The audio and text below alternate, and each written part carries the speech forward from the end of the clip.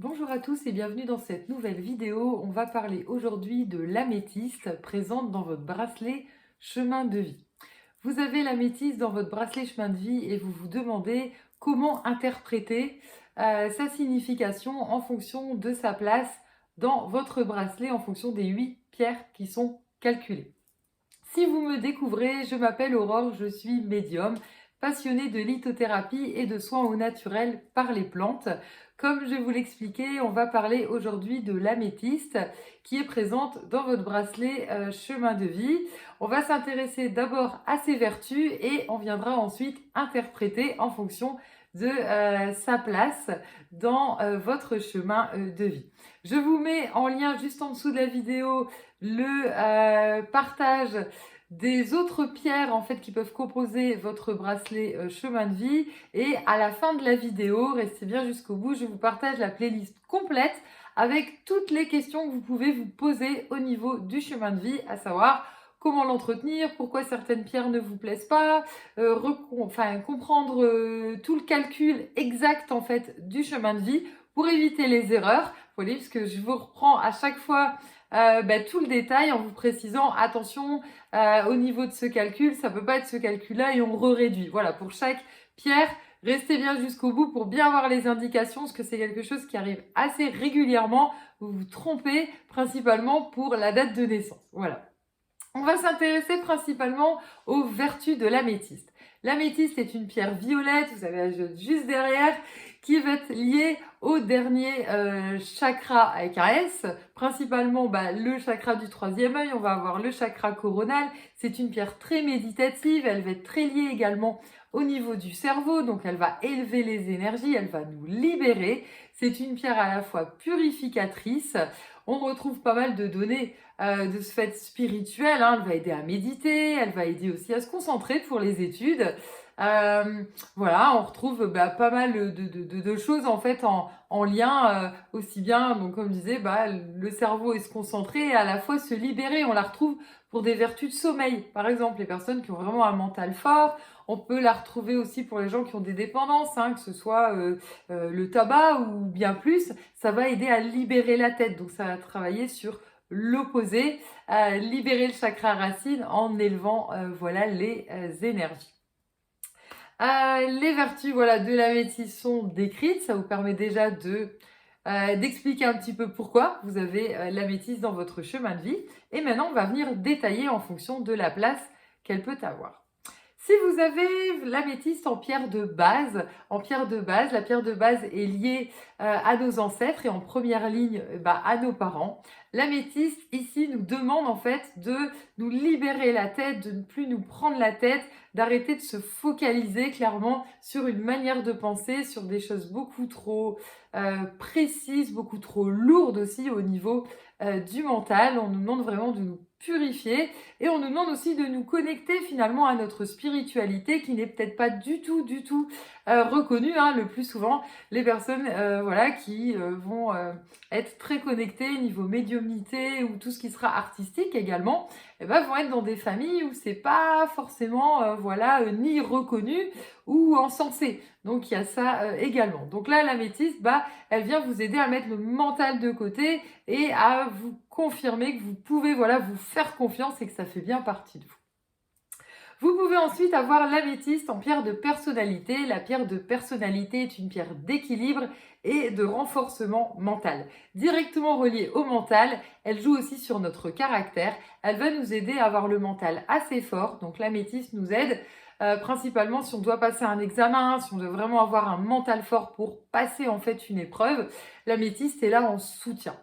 Également, elle va aider à mettre le mental de côté et ne pas se focaliser non plus sur des situations qui vont nous faire affaiblir en fait le corps physique et puis épuiser le mental, en fait la tête qui est vraiment trop dirigée sur quelque chose en fait, hein. Même des fois de pas savoir quoi, mais d'avoir un mental extrêmement fort. Donc l'améthyste est vraiment là pour mettre le cerveau de côté et retrouver cet équilibre entre corps et esprit pour vraiment pouvoir se détendre et relâcher. On va ensuite avoir la possibilité d'avoir l'améthyste dans votre pierre de sommet. La pierre de sommet, la troisième pierre qu'on calcule, est liée à notre évolution spirituelle. Mais on va surtout regarder ce qui nous freine dans l'évolution spirituelle. Si vous avez l'améthyste en pierre de sommet, cela signifie que votre spiritualité est bien là, on l'a bien vu avec la pierre de base, voilà, et avec les vertus, mais c'est uniquement votre cerveau, c'est uniquement votre mental qui vous fait douter, systématiquement douter, mettre le mental, voilà, clairement, là c'est mettre le mental de côté. L'objectif de l'améthyste dans votre chemin de vie, c'est mettre le mental de côté, arrêtez de douter de vos capacités, oui, elles sont là, oui, oui, oui, voilà, vraiment de croire en vous, de laisser cette fluidité qui est là, voilà, qui est là et vous doutez clairement, vous avez l'impression qu'il n'y a rien, voilà, que c'est pas fluide, que c'est uniquement vous qui vous faisiez un melon qui empêche en fait de laisser passer les données. Vous pouvez ensuite avoir l'améthyste en pierre d'expression. La pierre d'expression est en lien avec l'ouverture aux autres et la communication. Ici, l'améthyste vous aide à ne pas vous prendre la tête, vous aide à vous exprimer en public, vous aide à pouvoir voilà, vous concentrer dans ce qui est vraiment important et utile et à la fois de pouvoir lâcher prise, vraiment vous faire confiance, ne pas se focaliser sur des choses vraiment trop précises qui vous empêcheraient en fait finalement de pouvoir vous sentir bien et que ça se retourne contre vous tout simplement. Donc là l'améthyste c'est à la fois de la concentration pour vraiment être efficace, montrer son intelligence, montrer sa capacité par rapport à autrui, à la communication, à savoir transmettre, et en même temps de ne pas être trop enfermé en fait dans un domaine, dans un secteur, dans une manière de penser qui en fait vous portait préjudice. Ensuite, on arrive à la pierre du chemin de vie.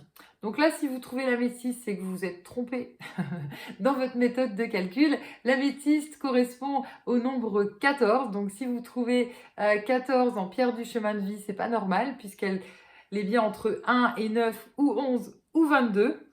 Donc à partir de ce moment-là, vous avez bien compris, 14, c'est 1 plus 4 qu'on réduit, ça fait 5. Auquel cas, vous avez un chemin de vie 5 représenté par l'émeraude. Je vous mets juste en dessous de la vidéo le lien vers votre chemin de vie 5. Voilà. Et on passe, puisque cette vidéo est dédiée à l'améthyste, à la pierre de touche. Vous pouvez avoir l'améthyste en pierre de touche, la lampe du génie. Cette pierre permet de confirmer votre karma, ce que votre âme a décidé sur votre chemin comme objectif principal à travailler. Si vous avez l'améthyste en pierre de touche, clairement, votre âme a décidé dans cette vie-là de vous mettre un mental super fort et votre objectif, c'est de réussir à le mettre de côté pour avancer, pour réussir à vous connecter, voilà, à tout ce qui est fluide et arrêter de se mettre des barrières en fait mentales tout simplement. La pierre de touche vient confirmer un chemin. Vous pouvez en ce sens-là avoir l'améthyste plusieurs fois dans votre chemin de vie ou vous pouvez avoir d'autres pierres qui viennent confirmer. On va retrouver des pierres qui seront attachées au mental. Vous pourrez retrouver du sel, du mercure, du soufre. On pourra retrouver de l'amazonite aussi qui nous empêche de nous connecter aussi à nous-mêmes puisqu'on est parasité par les pensées négatives et dépressives des personnes autour. On peut retrouver également des pierres jaunes, de la citrine pour éviter la négativité, de l'œil du tigre, de l'ambre pour purifier également ses pensées. Donc on est vraiment sur des pierres qui se complètent. La pierre de touche, elle sert à ça, c'est venir confirmer. Vous pouvez également avoir l'améthyste en pierre d'appel. La pierre d'appel est liée aux pensées et aux ressentis. Clairement, pensée et ressenti, ça montre que dès qu'il y a quelque chose qui est un peu compliqué pour vous, l'addition c'est les voyelles, donc moi j'aime bien parler des émotions. Dès que les émotions elles sont un petit peu mises à mal, ça vous prend la tête directement, c'est la migraine, le mal de tête.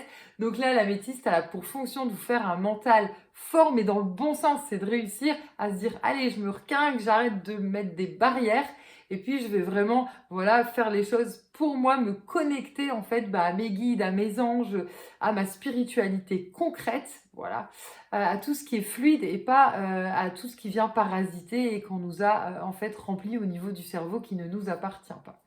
Et enfin, vous pouvez avoir l'améthyste en pierre de vœu qui est liée à la sensibilité. Donc là, c'est vraiment ce qui nous perd, ce qui nous perturbe, ce qui voilà, nous met complètement en vrac. Si vous avez l'améthyste à cet endroit-là, c'est que dès qu'il y a quelque chose vraiment qui vous met mal, et chez vous c'est la tête, on est perdu, on a des vertiges, ça peut même être des vomissements.